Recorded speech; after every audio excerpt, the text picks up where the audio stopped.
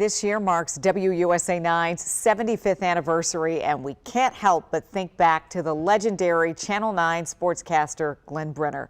Tonight, our Bruce LaShan takes us down memory lane, honoring Glenn and all his hijinks. He says he would give anything to talk sports with the man. It's what I've been telling you all along, Sparky. They have to watch you. They love to watch me. Yo!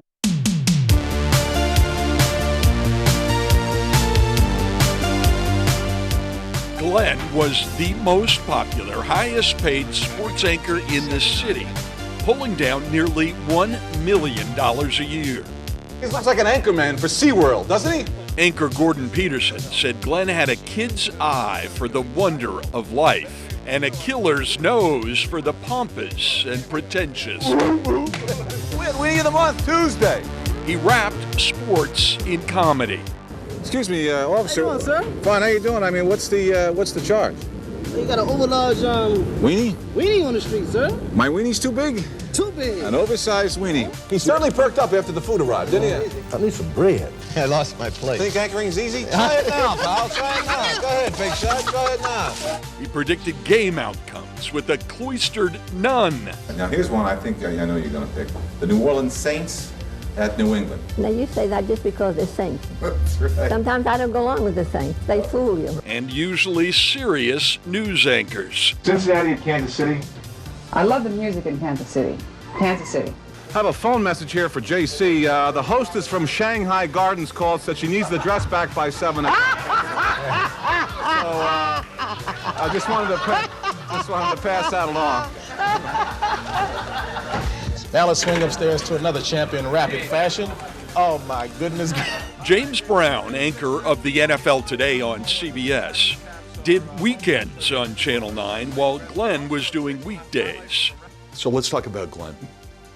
You got to smile when you hear his name. How can you not talk about Glenn with a smile? James, as you see, is in the spirit now. He's got no tie. He's got a little cleavage showing over here. Glenn loved the Super Bowl and took a huge crew with him for Washington's 3 trips to the championship in the 1980s. These 16 men ran up the highest hotel bill in the history of Western civilization. Ever the jokester, Glenn charged that hotel bill to the sports anchor at Channel 4, who somehow adored him anyway.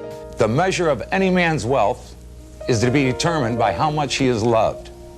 And I assure you there is no wealthier man going to heaven than Glenn Brenner. Literally, as a kid, I knew that at 6:42, we were close to Glenn Brenner time. WUSA9 sports anchor Chick Hernandez grew up watching Glenn, even interned for him.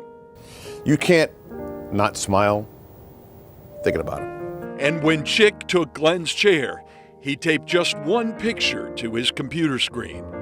I think he'd say, "What are you doing here?" That's what I think he'd say. With a smile and a wink. Glenn collapsed after finishing his second Marine Corps marathon and died in January 1992 from an inoperable brain tumor. I want to tell you the truth about his final days. He suffered. He suffered.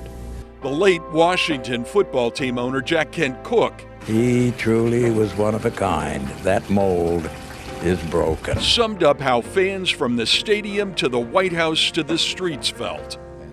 Good night, everybody. Take care. Great show. Thank you very much. Couldn't do it without you. See you tomorrow. Bye-bye. Glenn Brenner, irreplaceable. Bruce LaShan, WUSA9.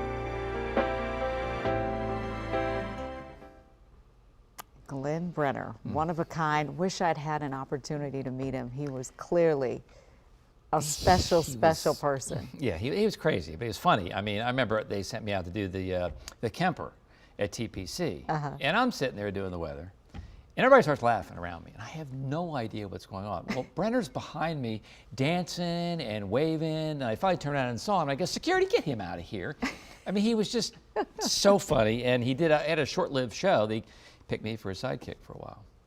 Seems like he brought out the best in everybody. Oh, yeah. He could figure out how to make you, push you out of your comfort zone. There you go. Oh, that's a young Toppy. Oh, look at you, yeah, Toppy. Look at you. Wow, look at that. I mean, he was extremely funny. One of the funniest people I've ever met. I've met like some famous comedians, but he also worked very, very hard at crafting that. It wasn't as like loosey-goosey as you think.